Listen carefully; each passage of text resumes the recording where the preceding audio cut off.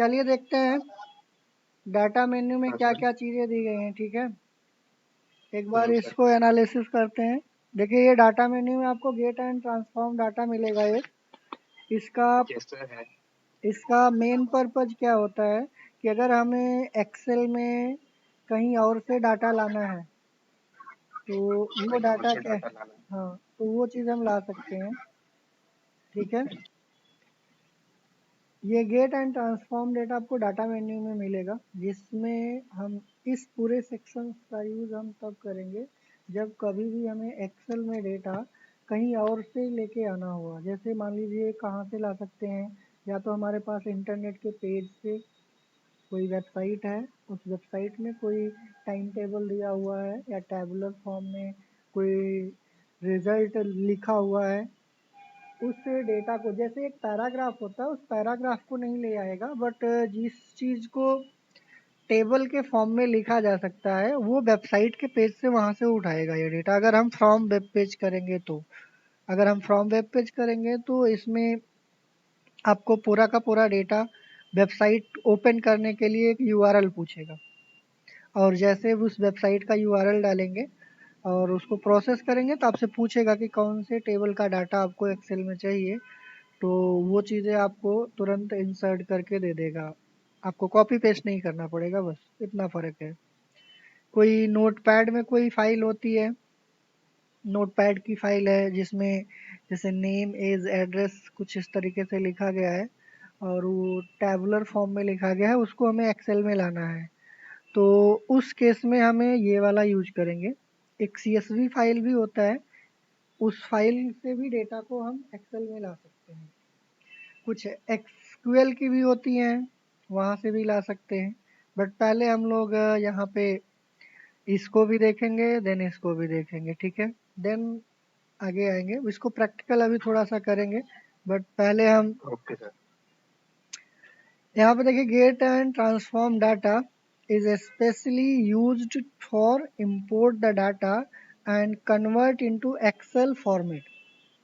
ये क्यों यूज किया जाएगा? किसी भी डेटा को इंपोर्ट करने के लिए किसी एक्सटर्नल रिसोर्सेज से, और उसको कन्वर्ट करके एक्सेल में यूज करने के लिए, या एक्सेल के फॉर्मेट में कन्वर्ट करने के लिए।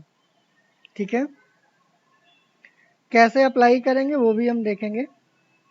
यहाँ पे get and data, we can import data from other resources such as SQL। SQL भी हमारा एक डेटा का रिसोर्स होता है जहाँ से हम डाटा ला सकते हैं एक्सेल में, और एक CSV फाइल भी होती है, इसके थ्रू भी हम डेटा को अपने एक्सेल में ला सकते हैं। ये भी एक फाइल होती है, टेक्स्ट फाइल, ऐसे बहुत सारे टाइप की फाइल होती हैं जिसको हम डेटा को इस टाइप की फाइलों से डेटा को हम एक्सेल में लाने के लिए इसका यूज करेंगे। और इसमें एक दिया गया, जैसे यहाँ पे टेक्स्ट CSV, स्पेशली ये टेक्स्ट और CSV के लिए दिया है। और वेब फॉर्म का किसी इंटरनेट के पेज से अगर हमें डेटा लाना है अपनी एक्सेल की सीट में, देन हम इसका यूज करेंगे। टेबल रेंज का मतलब यहाँ पे दिया है, it is use to get data from current worksheet and convert into table.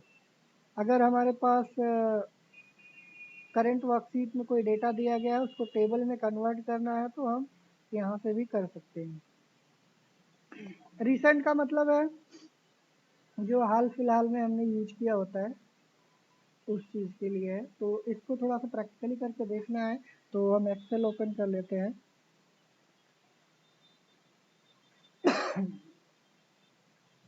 Excel हमने यहाँ से ओपन कर लिया, और एक्सेल में इसको चेक करते हैं। पहले इसको हम ब्लैंक वर्कशीट कर लेते हैं। ब्लैंक वर्कबुक में डाटा पे जाते हैं। डाटा में देखिए क्या क्या चीज़ें दी गई हैं। ये गेट एंड ट्रांसफॉर्म डेटा, अगर हम यहाँ पे किसी इंटरनेट के पेज से लेना है तो हमारे पास इंटरनेट कनेक्टिविटी होना चाहिए। अगर हमें इंटरनेट की सहायता नहीं लेनी है तो हमें नोटपैड में पहले डेटा रेडी करना पड़ेगा। तो अगर हमें पहले एक बार नोटपैड से चेक कर लेते हैं, नोटपैड से चेक करने के लिए हम नोटपैड पहले ओपन करेंगे, जिसमें हम नोटपैड का डेटा रेडी करेंगे। ये तो अभी हम यहाँ पे रेडी कर रहे हैं नोटपैड में डेटा, बट कभी ऐसे भी हो सकता है नोटपैड में पहले से लिखा गया हो और उस फाइल को हमें एक्सेल में लाना है। तो कैसे लाएंगे वो चीज़ें हम यहाँ पे देखेंगे। जैसे मान लीजिए हमारे पास नेम है, इसमें ध्यान देंगे कि डेटा जो होगा टैब प्रेस करके लिखेंगे। नेम पेज, टैब प्रेस किया, एड्रेस लिखा, फिर से एंटर किया, जो भी हमें नाम देना है और एज देना है, एड्रेस देना है, फिर से हमने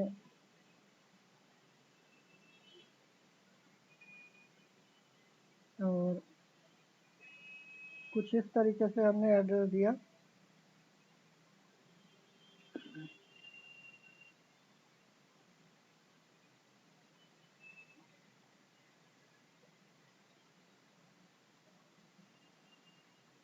जैसे यहाँ से हम डेटा देने के बाद इसको हम क्या करेंगे, सेव करेंगे। सेव हम कर लेते हैं डेस्कटॉप पे। एक हमने डेस्कटॉप पे एक्सेल की एक फोल्डर बना लेते हैं और इसी में हम ये फाइल रखते हैं, डाटा या user detail, user detail .txt, ये फाइल बन गई। अब हमें ये वाला डाटा कहाँ ले जाना है, एक्सेल में ले जाना है। तो हमारे पास तरीका क्या है, या तो यहाँ से सेलेक्ट करके कॉपी कर लें, कंट्रोल ए करके सेलेक्ट कर लिया और देन कॉपी किया और यहाँ पे हमने एक्सेल में गए, इसको हमने पेस्ट कर दिया। ये अलग अलग कॉलम में यहाँ पे डेटा आ जाएगा, ठीक है। बाद में कोई अपडेट अगर करते हैं, यहाँ पे देखिए, जैसे मान लीजिए हमें कोई चेंजेस करना हुआ या किसी और ने चेंजेस करके दोबारा भेज दिया, इसमें हो सकता है एक और नेम ऐड हो गया। अब ये नेम जो ऐड हो रहा है,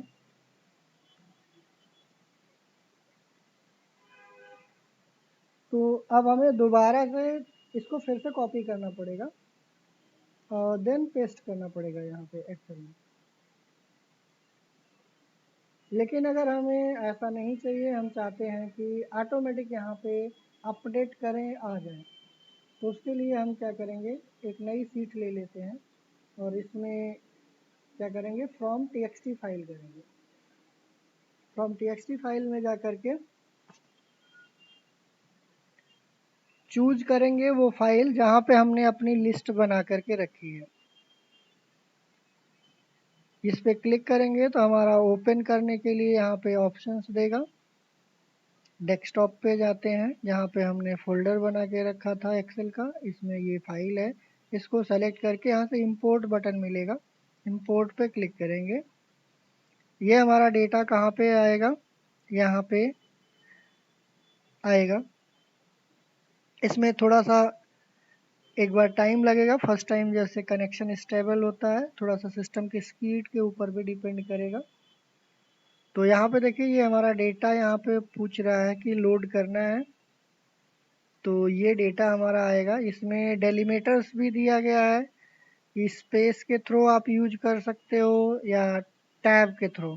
तो हमने टैब के थ्रू किया है तो ऑटोमेटिक ले लिया है और इसको फिर हम यहाँ से लोड करेंगे। जैसे लोड करेंगे आपका डेटा यहाँ पे देखिए एक्सट्रैक्ट हो रहा है और ये डेटा आ गया। तो इंपोर्ट का मतलब यहाँ पे है कि कहीं दूसरी जगह से डाटा अगर हमें लाना है तो हम ला सकते हैं। इसमें देखिए कोई चेंजेस अगर हम करते हैं, सपोज दैट यहाँ पे कोई डेटा डिलीट कर देते हैं और इसको हम सेव करते हैं, एक्सेल में चलेंगे, इसमें रिफ्रेश का एक ऑप्शन दिया गया है, रिफ्रेश ऑल, तो ऑटोमेटिक देखिए यहाँ से गायब हो जाएगा अगर हमने इंपोर्ट करके रखा है यहाँ से तो। लेकिन यहाँ वाले सीट पे देखेंगे तो कोई फ़र्क नहीं पड़ेगा। तो बेनिफिट इसका यही है कि आप अगर इंपोर्ट करेंगे तो अगर इसके सोर्स वाले फाइल में अगर कोई चेंजेस होता है तो ऑटोमेटिक यहाँ पे भी चेंजेस आ जाएगा।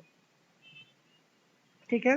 और दूसरा बेनिफिट ये भी है कि जैसे मान लीजिए अगर हमारे पास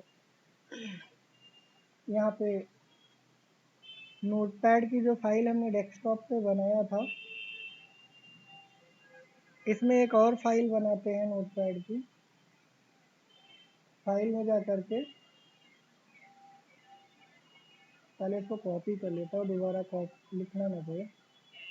कंट्रोल ए कंट्रोल सी करके न्यू किया और यहाँ पे कंट्रोल वी किया। लास्ट टाइम हमने टैब प्रेस किया था और इस बार हमने स्पेस का यूज किया है और इसमें भी हमने स्पेस का यूज किया है। ये हो सकता है डेटा हमारा किसी भी तरीके से टाइप हो सकता है, कोई ज़रूरी नहीं, सबको थोड़ी नहीं पता है कि हमें वहाँ पे डेटा एक्सेल में ले जाना है। अगर नोटपैड वाले बंदा किसी ने किया होगा तो नॉर्मल ऐसे टाइप करेगा, स्पेस दे दे करके, टैब लगा करके में भी हो सकता है करे ना करे। तो अगर हमारा कुछ इस तरीके से स्पेस के साथ है, फिर इसको हम एक्सेल में ले जाएंगे इस वाले सीट पे पेस्ट करेंगे। तो ये ज़रा ध्यान से हम देखें तो ये एक ही सेल में आ जाएगा, अलग अलग सेल में नहीं आएगा। ये अलग अलग सेल में नहीं आएगा। अगर हम चाहते हैं कि इसको अलग अलग सेल में आए तो या तो टैब लगा करके करें तो ऑटोमेटिक ले लेगा, अगर स्पेस लगा के किया है तो ऑटोमेटिक नहीं लेगा। फिर हम यहाँ से पहले इसको सेव कर लेते हैं, कंट्रोल एस, और यहाँ पे डिटेल के नाम से हमने दे दिया डिटेल, और देन इसको हम फाइल बंद कर देते हैं और फिर से जाते हैं फ्रॉम टेक्स्ट से और डिटेल्स वाली फाइल को सेलेक्ट करते हैं और इंपोर्ट पे क्लिक करते हैं। तो ये फिर से ये प्रोसेस होगा, थोड़ा टाइम लगेगा। अब इसमें देखिए यहाँ पे बोला जा रहा है कि कस्टम डेलीमीटर, आपको ये डिपेंड करेगा कि डेलीमीटर आपने कहाँ पे लगा रखा है। स्पेस के थ्रू करना है तो स्पेस के थ्रू देखिए यहाँ पे दिया गया है, तो स्पेस के थ्रू भी हम कर सकते हैं, टैब के थ्रू भी कर सकते हैं। इसमें सारे ऑप्शंस अवेलेबल दिए गए हैं, अवेलेबल्स है। वो इक्वल साइन भी हो सकता है, सेमी कॉलन भी हो सकता है, आप अपने से खुद से भी बना सकते हो। तो स्पेस का हमें पता है, तो स्पेस किसी भी फॉर्मेट में होगा डेटा, आपको यहाँ पे फैसिलिटी मिल जाती है कि आप उसको अलग अलग कॉलम में कैसे ट्रांसफ़र करें। जैसे हम इसको लोड करेंगे, ये देखिए ऑटोमेटिक अलग अलग कॉलम में ले लेगा। तो इसका यहाँ से बेनिफिट यही है कि हम चीज़ों को, एक तो हो गया कि आप ऑटोमेटिक वो ले लेगा, वहाँ पे अपडेट करोगे। दूसरा चीज़ ये है कि आप किसी भी फॉर्मेट में आपने लिख रखा है, फिर भी उसको अलग अलग सेपरेट कॉलम में रख सकता है। बट इस केस में, कॉपी पेस्ट करने के केस में, ये अलग अलग सीट पे नहीं लेगा, अलग अलग कॉलम में नहीं लेगा। फिर आपको मैन्युअली क्या करना पड़ेगा, टेक्स्ट टू कॉलम, अगर आपको याद हो तो हम लोगों ने डेटा टेक्स्ट टू कॉलम का एक ऑप्शन होता है, यहाँ से इसको हम नेक्स्ट करेंगे और नेक्स्ट हाँ सर, करेंगे याद है। और ये फिनिश करेंगे तो अलग अलग कॉलम में करेगा। तो ये चीज़ें हमें बार बार करना पड़ेगा, टेक्स्ट टू कॉलम। अगर हमने स्पेस के साथ कॉपी पेस्ट करके लाया तो एक ही सेल में आ जाएगा सारा। तो इसको बार बार मैनुअल करने से अच्छा है कि हम उसको क्या करें, इंपोर्ट कर ले और इंपोर्ट करके एक साथ सबको अलग अलग सेल में डिस्ट्रीब्यूट कर सकते हैं। तो ये हमारा इंपोर्ट की फैसिलिटी यहाँ पे आसान रहेगी। अच्छा, ये जो डेटा हमारा होता है इसको हम यहाँ पे जितना भी ये डेटा हमने रखा है, इस डेटा को CSV फाइल में भी कन्वर्ट किया जा सकता है। अगर हमारे पास ऑलरेडी कोई फाइल एक्सेल में है तो उसको CSV में भी चाहिए, क्योंकि देखिए यहाँ पे हमें CSV दिया गया है। टेक्स्ट के थ्रू तो हमने कर लिया, CSV के थ्रू करना रहेगा। वैसे CSV होता क्या है ये? CSV का मतलब ये है कि कॉमा सेपरेट वैल्यू। CSV का मतलब है कॉमा सेपरेट वैल्यू। वैल्यू। अगर हम इसको एक्सेल में ओपन करेंगे तो हमें पता नहीं चलेगा कि ये CSV फाइल है कि एक्सेल की फाइल है। तो एक हम लोग क्या करते हैं, एक CSV फाइल बनाना सीखते हैं, कैसे CSV फाइल बनेगी, ठीक है। देन उसके बाद जैसे टेक्स्ट फाइल को इंपोर्ट किया है वैसे हम CSV फाइल CSV को भी हम इंपोर्ट करेंगे, ठीक है। अगर नोट पैड में आपको बनाना है CSV फाइल तो आपको कॉमा लगा के स्पेस देना रहता है, फिर कॉमा लगा के स्पेस देना रहता है।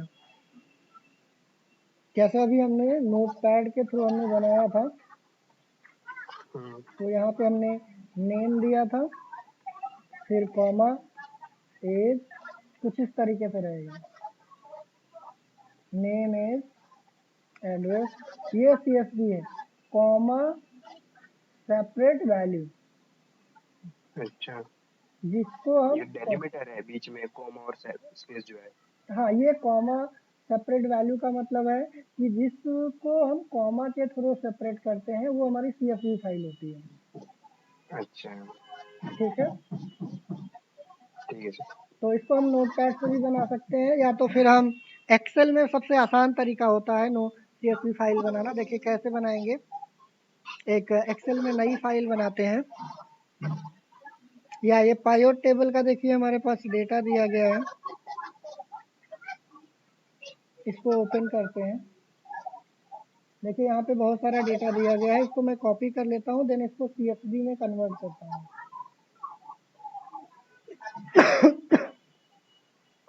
अच्छा, ये पता कैसे चलेगा CSV फाइल है कि एक्सेल की फाइल है? यहाँ पे देखेंगे तो आप देख के बता सकते हो, XLS। अच्छा, एक्सेल है ये मतलब। ये फाइल हमारी एक्सेल की है। अभी ये भी हमारा एक्सेल की फाइल है। अब इसको सेव करते हैं। सेव करते टाइम ध्यान देना रहेगा कि एक्सेल की फाइल बनाना होता है तो बाय डिफॉल्ट ले लेता है ऑटोमेटिक। डेस्कटॉप पे चलते हैं, एक्सेल वाली फोल्डर में, और यहाँ पे देखिए एक्सेल की आवाज ग्लिच हो रही है। हम लोग बात कर रहे थे यहाँ पे एक्सेल की फाइल का। अगर एक्सेल बनाना होता है तो केवल फाइल का नाम देते हैं, सेव पे क्लिक कर देते हैं। अगर हमें CSV फाइल बनाना है तो इस पे क्लिक करेंगे और यहाँ पे देखिए आपको मिलेगा कॉमा सेपरेट वैल्यू CSV वाली।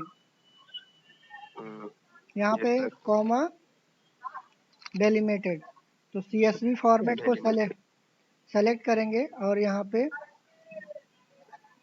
माई CSV फाइल मैंने लिख दिया।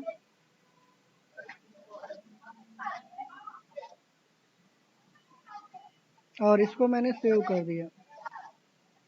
तो ये वाली फाइल हमारी क्या हो गई, एक्सेल में ओपन किया है तो पता नहीं चलेगा कि एक्सेल की फाइल है CSV की। यहाँ से देख के पता कर सकते हो आप टाइटल बार से। या तो फिर इसको मैं बंद कर देता हूँ और फिर से चलता हूँ जहाँ पे हमने फाइल रखी थी। यहाँ पे हमने एक्सेल के नाम से एक फोल्डर बनाया था। यहाँ पे देखिए CSV फाइल बिल्कुल एक्सेल जैसा दिखेगी, बट यहाँ पे फॉर्मेट देख के चेक कर सकते हो। इसके प्रॉपर्टी में जाकर के देखिए ये CSV फाइल है, ठीक है। प्रॉपर्टी में जाके चेक कर सकते हैं। अब इसको अगर हम नोट पैड में ओपन करेंगे तो कैसा दिखेगा,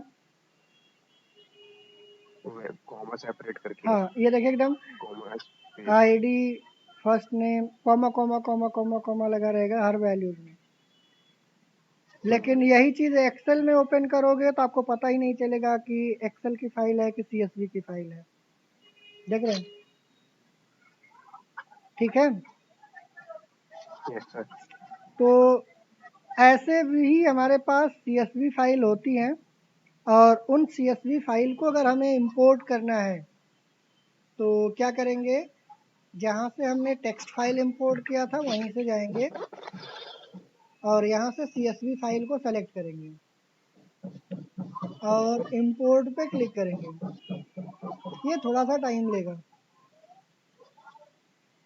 और उसके बाद लोड पे जैसे क्लिक करोगे आपका डेटा यहाँ पे लोड हो जाएगा। ठीक है, आ गया सारा। हाँ तो यहाँ से हमारा डेटा पूरा का पूरा लोड हो जाएगा।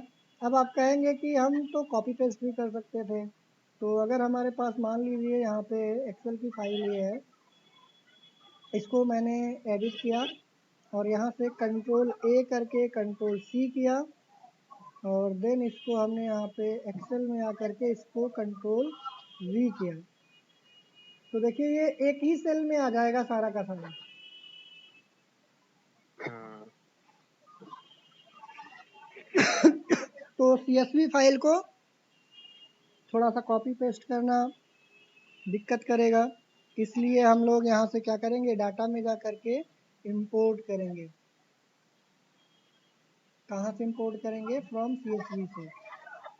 ठीक है, हाँ, तो ऐसे ही हमारे पास वेबसाइट के थ्रू भी हम कर सकते हैं। अच्छा, इसमें जो हमारे पास यहाँ पे देखिए एक एग्जिस्टिंग कनेक्शन दिया गया है, ये दिखा रहा है कि हमारा कहाँ कहाँ से फाइल आ रही है। एक यूजर डिटेल एग्जिस्टिंग से, कनेक्शन। हाँ एग्जिस्टिंग कनेक्शन का मतलब कि इस फाइल में, क्वेरीज एंड कनेक्शन है मेरे में। हाँ वो कोई नहीं, आप उस पर भी जाओगे तो आपको यही दिखाएगा कि आपको कौन कौन सी फाइल इसमें अटैच्ड है। डिटेल है, माई CSV फाइल है, यूज़र डिटेल है, अच्छा। ये फाइलें ऑलरेडी इसमें लिंक हो चुकी है। ठीक है,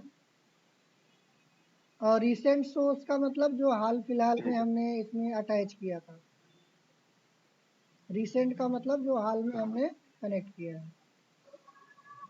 ठीक है, ठीक है।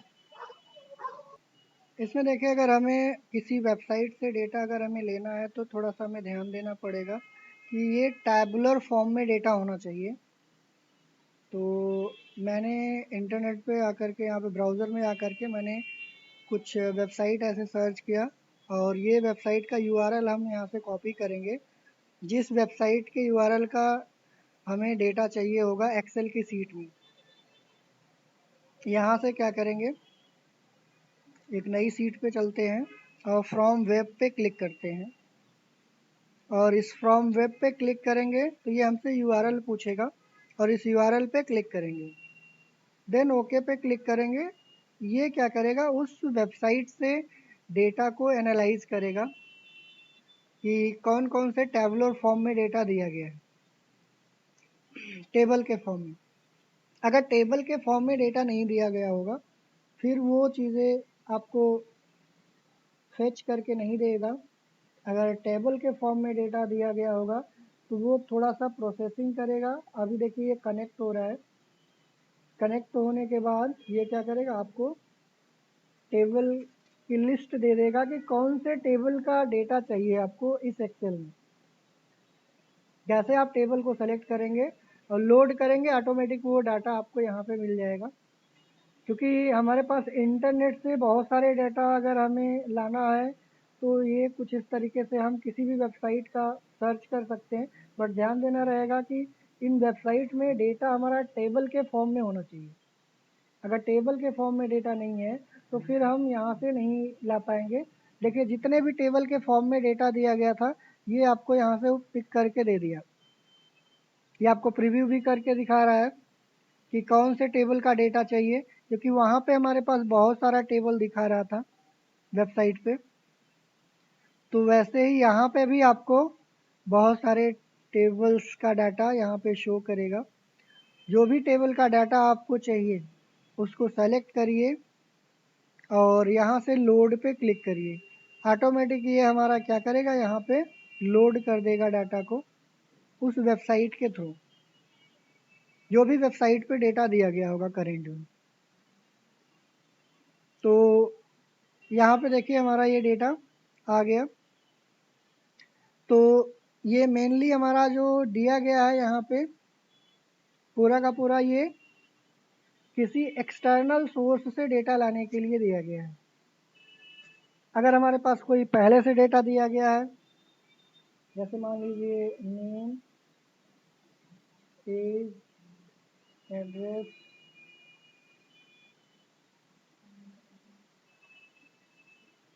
और यहाँ पे और इस डेटा पे